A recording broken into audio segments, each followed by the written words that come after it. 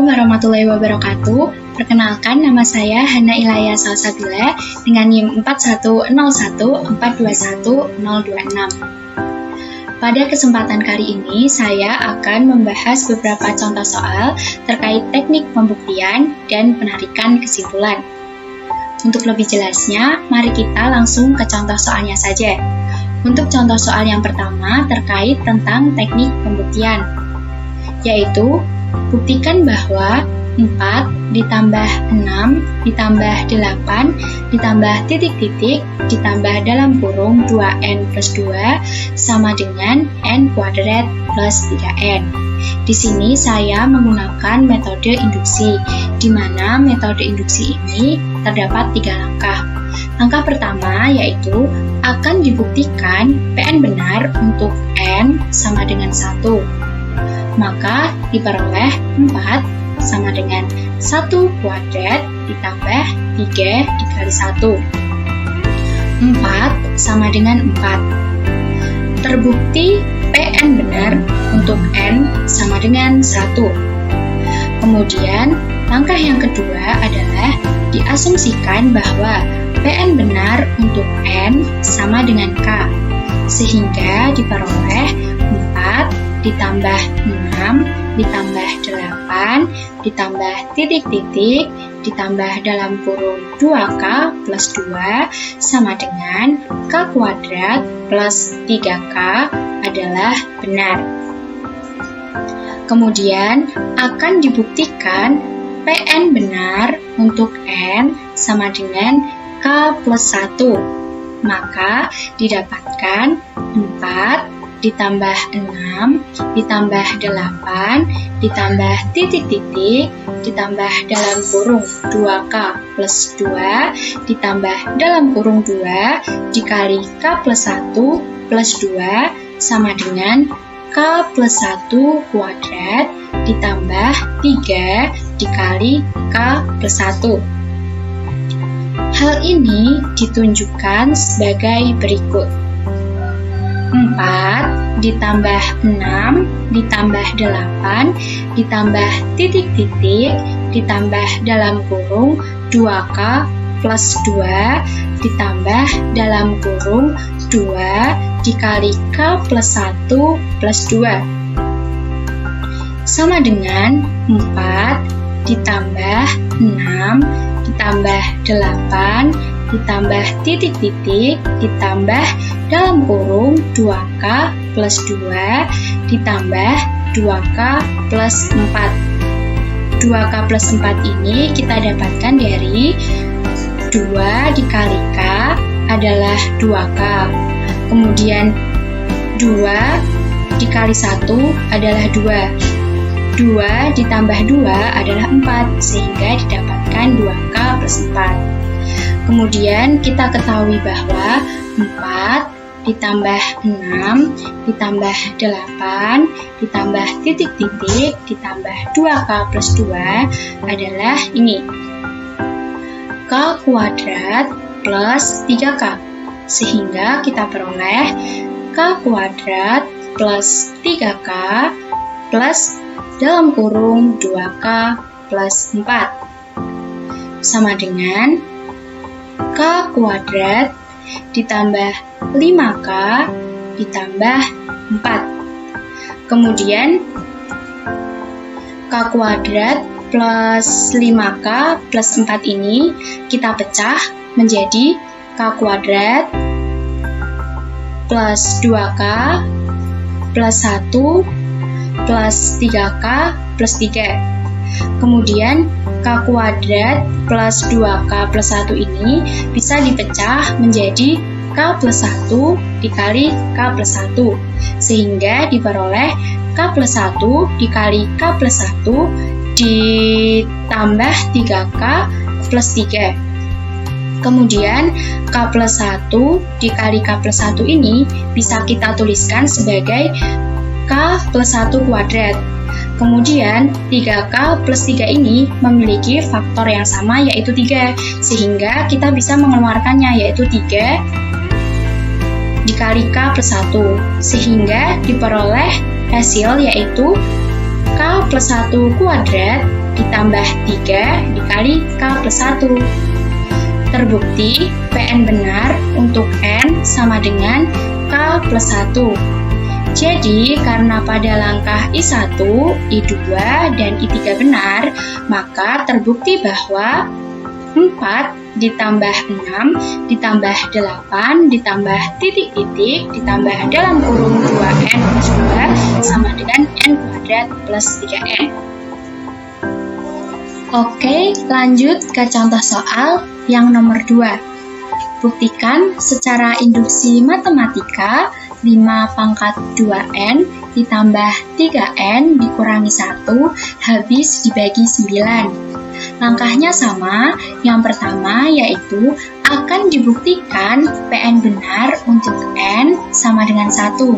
Maka diperoleh 5 pangkat 2 dikali 1 ditambah 3 dikali 1 dikurangi 1. Sama dengan 5 pangkat 2 ditambah 3 dikurangi 1.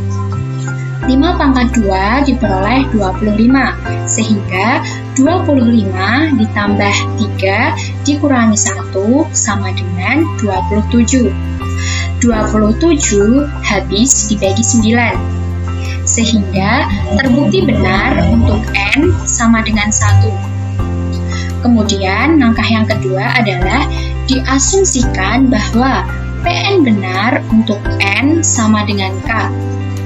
Sehingga diperoleh 5 pangkat 2K ditambah 3K dikurangi 1 habis dibagi 9 adalah benar.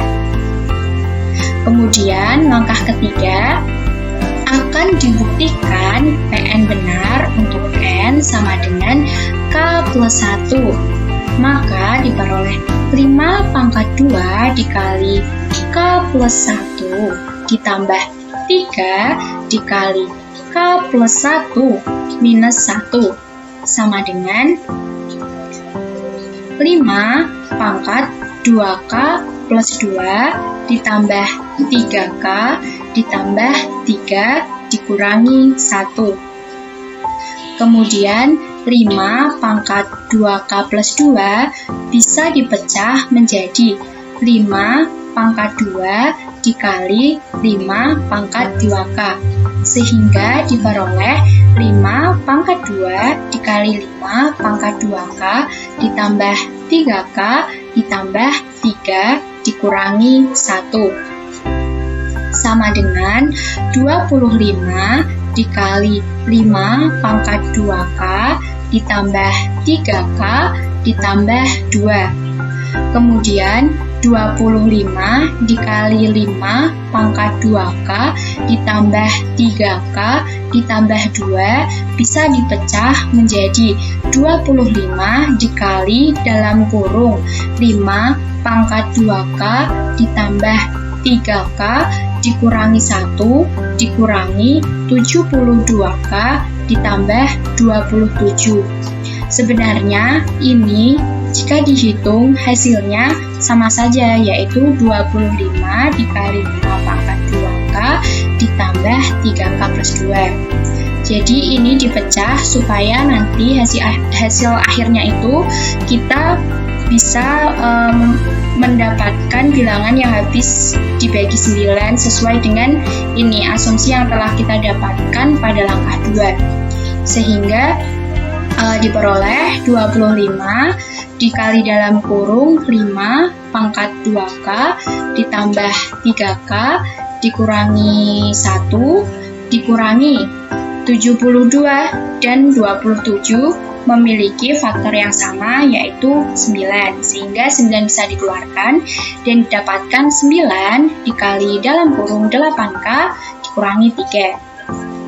Karena 5 pangkat 2K ditambah 3K dikurangi 1 diketahui habis dibagi 9, maka 25 dikali dalam kurung 5 pangkat 2K ditambah 3K dikurangi 1 juga habis dibagi oleh 9. Begitu juga dengan 9 dikali dalam kurung 8K minus 3 habis dibagi 9. Sehingga 25 dikali dalam kurung 5 pangkat 2K ditambah 3K dikurangi 1 dikurangi 9 dikali dalam kurung 8K dikurangi 3 habis dibagi 9. Jadi, terbukti benar bahwa 5 pangkat 2N ditambah 3N dikurangi 1 habis dibagi 9. Baik, kita langsung lanjut materi ke penarikan kesimpulan. Jadi pada materi penarikan kesimpulan ini kita harus memahami terlebih dahulu aturan penggantian dan juga aturan penyimpulan. Untuk yang pertama ini kita membahas tentang aturan penggantian terlebih dahulu. Aturan penggantian ini ada 11. Yang pertama adalah hukum idempoten atau yang sering disingkat sebagai idem. Poin pertama yaitu P atau P ekivalen P. Yang kedua adalah P dan P ekivalen P. Kemudian hukum asosiatif atau disingkat AS itu dalam kurung P atau Q atau R ekivalen dengan P atau dalam kurung Q atau R. Kemudian yang poin kedua itu dalam kurung P dan Q dan R ekivalen dengan P dan dalam kurung Q dan R. Kemudian yang ketiga hukum komutatif atau disingkat KOM. Itu poin pertama, P atau Q ekivalen dengan Q atau P. Kemudian poin kedua, P dan Q akan ekivalen dengan Q dan P. Kemudian yang keempat adalah hukum distributif atau disingkat sebagai DIS. Itu P atau dalam kurung Q dan R akan ekivalen dengan dalam kurung P atau Q dan dalam kurung P atau R. Kemudian poin yang kedua itu P dan dalam kurung Q atau R akan ekivalen dengan dalam kurung P dan Q atau dalam kurung P dan R. Kemudian yang kelima adalah hukum identitas atau disingkat sebagai ID. Itu ada 4 poin. Yang pertama yaitu P atau F akan ekivalen dengan P. Kemudian yang kedua P atau P akan ekivalen dengan P. Yang ketiga P dan F akan ekivalen dengan F. Dan yang terakhir P dan T akan ekivalen dengan P. Kemudian yang nomor 6 adalah hukum komplement atau KOM, yaitu P atau negasi P ekivalen dengan P. P dan negasi P ekivalen dengan F. Negasi dari negasi P ekivalen dengan P. Negasi T ekivalen dengan F.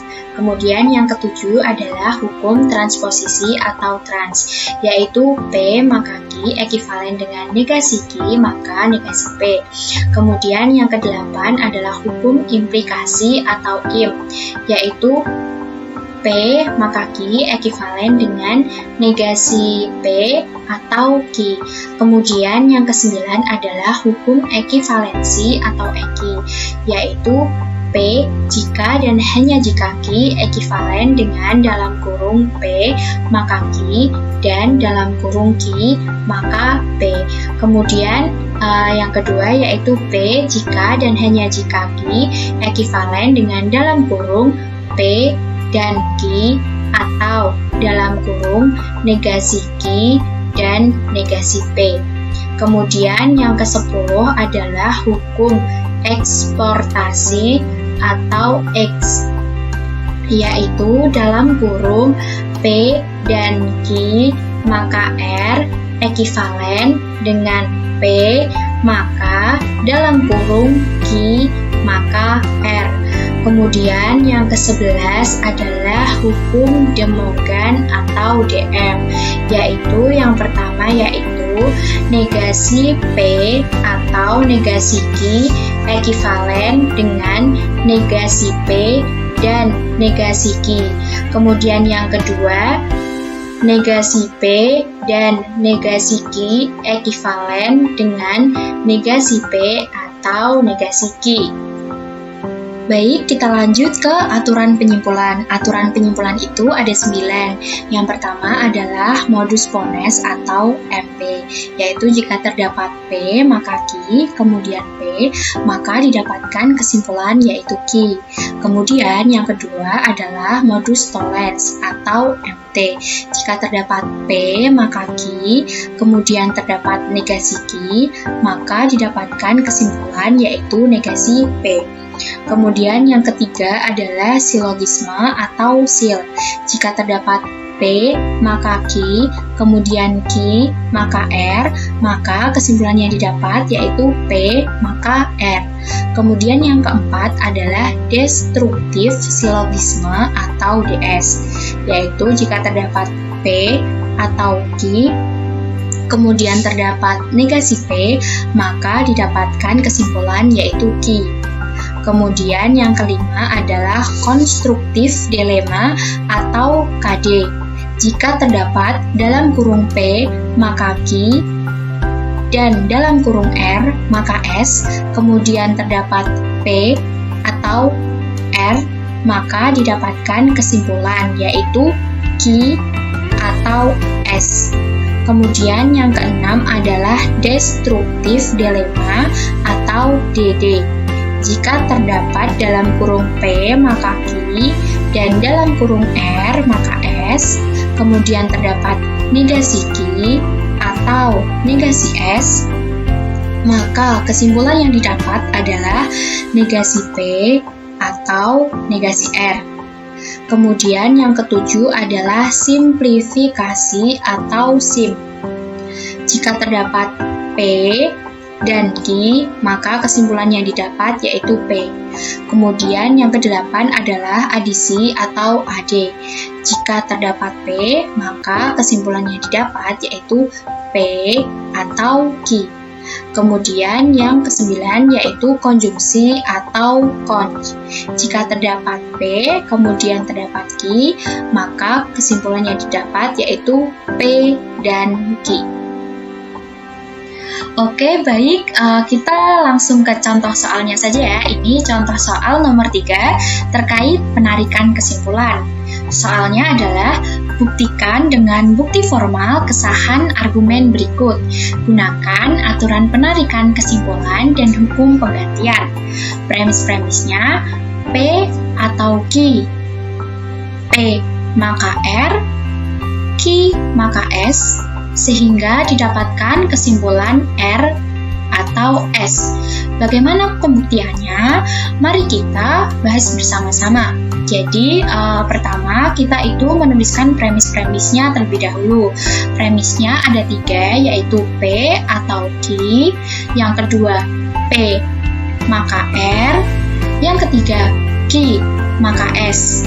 Kemudian pada langkah keempat ini kita mengenakan hukum implikasi pada langkah pertama, sehingga didapatkan negasi P maka Q. Kemudian langkah kelima kita mengenakan silogisme pada langkah keempat dan langkah ketiga, yaitu negasi P maka Q. Kemudian Q maka S, sehingga didapatkan kesimpulan negasi P maka S. Kemudian langkah 6 kita mengenakan kontraposisi pada langkah 5, sehingga didapatkan negasi S maka P. Kemudian lanjut ke langkah 7, kita mengenakan silogisme lagi pada langkah 6 dan 2, yaitu negasi S maka P, kemudian P maka R, sehingga didapatkan negasi S maka R. Langkah selanjutnya yaitu langkah 8, kita mengenakan implikasi pada langkah 7, sehingga didapatkan S atau R. Langkah terakhir atau langkah 9, kita mengenakan hukum komutatif pada langkah 8, sehingga didapatkan R atau S. Sehingga argumen ini terbukti sah atau benar. Baik, sekian yang dapat saya sampaikan. Semoga ilmunya bermanfaat ya teman-teman. Kurang lebihnya mohon maaf. Wassalamualaikum warahmatullahi wabarakatuh.